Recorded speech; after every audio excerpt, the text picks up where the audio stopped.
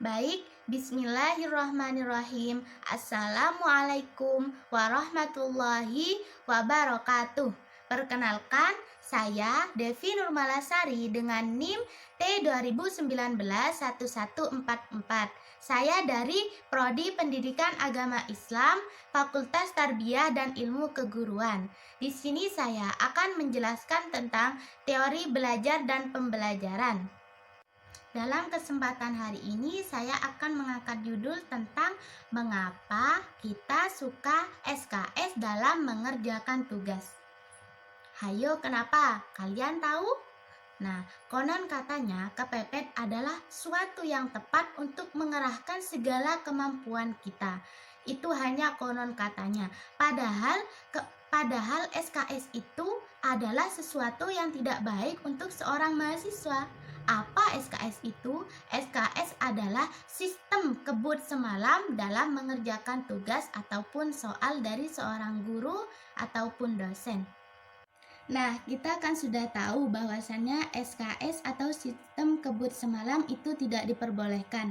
Namun, kenapa sistem kebut semalam masih dilakukan oleh mahasiswa ataupun pelajar? Saya akan menyebutkan beberapa faktor mengapa SKS masih dilakukan oleh seorang pelajar ataupun mahasiswa. Nah, dari pengalaman saya sendiri, mengapa saya sangat menyukai SKS dalam pengerjaan tugas? Yang pertama, karena terlalu mengentengkan tugas. Padahal mengentengkan tugas itu tidak diperbolehkan karena kita menganggap hal sepele tugas yang diberikan oleh dosen. Padahal itu sangat penting untuk kita pelajari jauh sebelum dosen memberikannya karena sudah ada referensi atau modul yang diberikan oleh dosen. Namun karena kita teledor dan terlalu mengentengkannya, jadinya tugas yang diberikan oleh dosen terasa sulit dan kita menganggap bahwasannya pasti ada jawaban dari googling ataupun browsing. Nah, dan yang kedua yaitu suka menunda waktu. Nah, menunda-nunda waktu di sini sudah tidak diperbolehkan. Namun karena kita sudah kebiasaan, jadinya kita tidak bisa meninggalkan hal tersebut.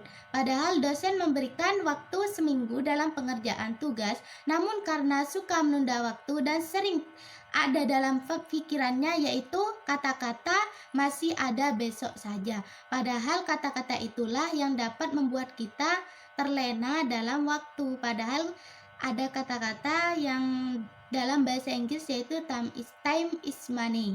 Waktu adalah uang. Nah, karena kita suka menunda-nunda waktu, jadinya waktu itu terbuang sia-sia.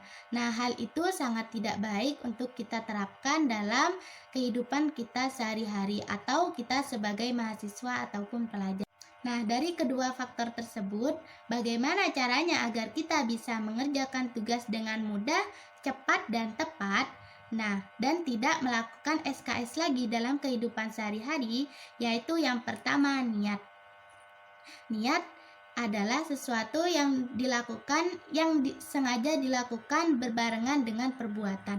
Jadinya kita melakukan suatu perbuatan harus dengan niat. Karena dengan niat nawaitu, insya Allah tidak ada kata terpaksa dalam hati kita. Nah, kita mengerjakan tugas ataupun soal dari dosen ataupun guru ingin mendapatkan nilai yang bagus kan? Nah, jika terpaksa, maka nilai yang didapatkan kita mungkin baik, itu hanya kemungkinan besar. Namun jika niat nawaitu, insya Allah kita akan mengerjakannya dengan hati-hati dan sungguh-sungguh, sehingga nilai yang didapatkan atau yang diinginkan bisa baik dan bagus. Dan contoh yang kedua yaitu dengan cara memanfaatkan tempat-tempat yang asik dan nyaman untuk kita mengerjakan tugas atau belajar. Jika kita ingin mengerjakan tugas, biasanya kalau saya pribadi itu memanfaatkan tempat-tempat yang nyaman, hening. Kalau saya lebih suka hening.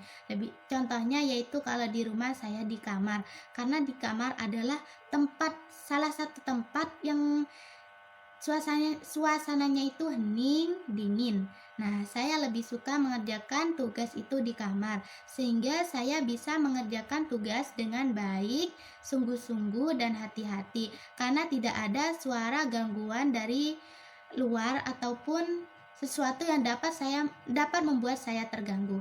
Nah, jadi jika kalian ingin mengerjakan tugas, lebih baik di tempat-tempat yang kalian rasa itu nyaman. Misalnya kalau di kampus itu, kalau saya di perpustakaan, di kos-kosan teman. Kalau Anda mungkin bisa di taman kampus mungkin, atau di musola ataupun masjid. Nah, namun karena pandemi Covid seperti ini, fungsikan rumah Anda, ruang tamu Anda, latar rumah Anda, ataupun mungkin ada taman di rumah Anda, fungsikan. Karena kita tidak boleh ada dalam keramaian. Jadinya kita fungsikan lingkungan sekitar kita saja, jangan sampai keluar.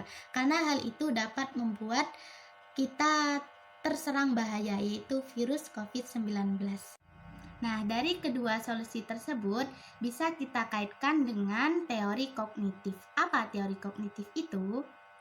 Teori kognitif adalah teori yang menjelaskan tentang semua aktivitas mental yang berhubungan dengan persepsi, pikiran, dan pengolahan informasi, sehingga memungkinkan anak untuk memperoleh sebuah pengetahuan, dapat memecahkan masalah, dan juga dapat merencanakan masa depannya nanti, sehingga memunculkan cara berpikir anak nantinya. Sekian, terima kasih dari saya. Mungkin hanya ini yang dapat saya sampaikan. Kurang lebihnya saya mohon maaf yang sebesar-besarnya. Akhirul kalam, wassalamualaikum warahmatullahi wabarakatuh.